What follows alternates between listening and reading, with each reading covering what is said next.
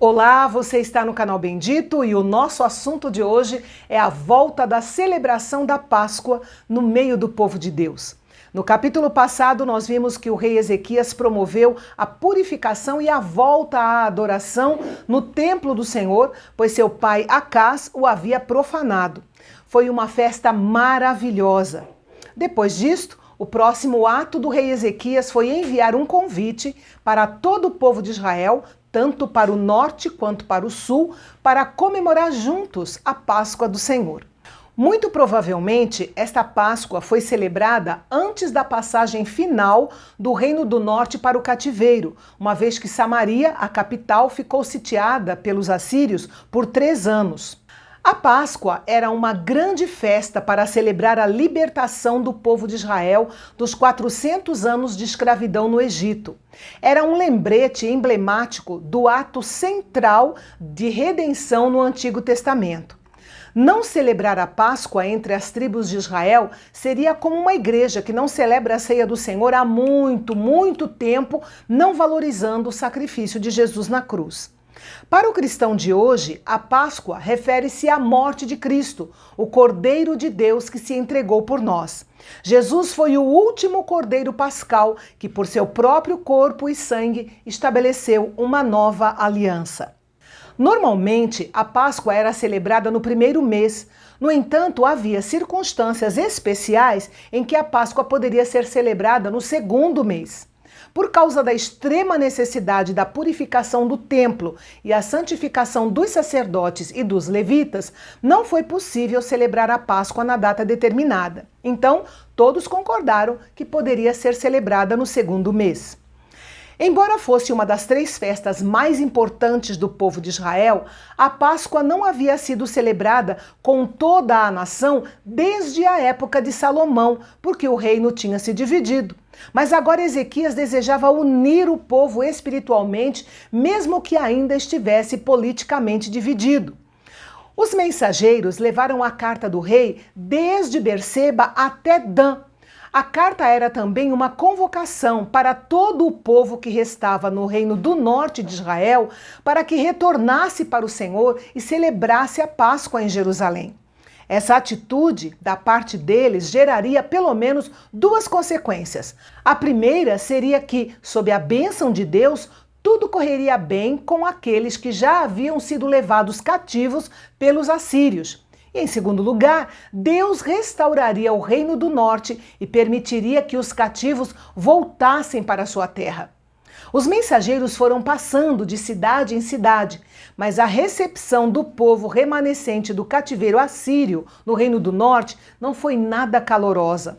Eles riram e zombaram dos mensageiros.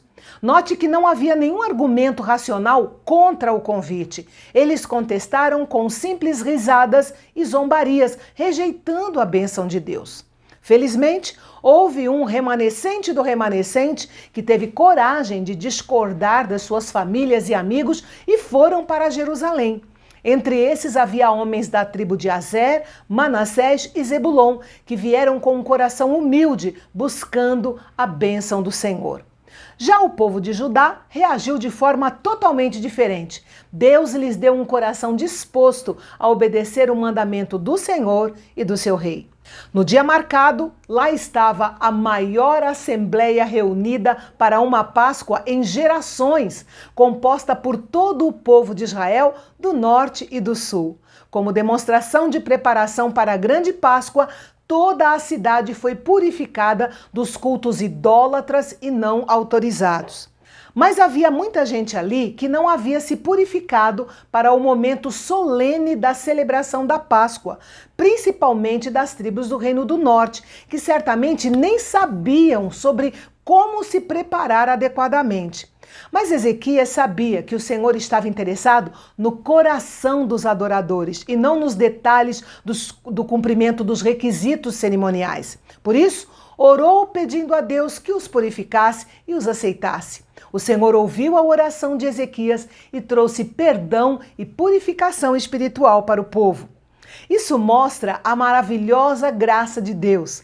Pela letra do comando, eles mereciam julgamento por desobediência. No entanto, Deus mostrou sua graça e misericórdia para aqueles que prepararam os seus corações para buscar a Deus.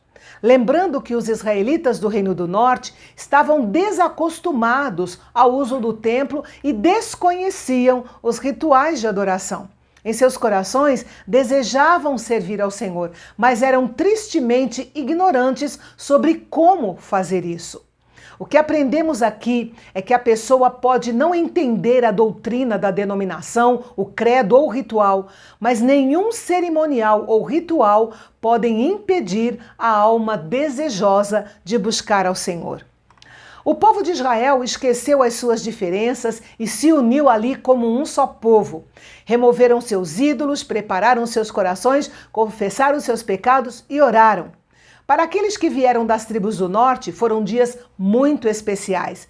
Eles nunca haviam experimentado uma adoração tão obediente e alegre, onde louvavam o Senhor todos os dias, cantando ao Senhor e aprendendo sobre os seus mandamentos. Este remanescente do remanescente das tribos do norte chegou à presença de Deus em Jerusalém com pouco conhecimento da lei de Deus. No entanto, Deus não quis que eles continuassem assim e usou os levitas para ensinar o bom conhecimento do Senhor. Esta é a grande obra, ou pelo menos deveria ser, de todo ministro cristão.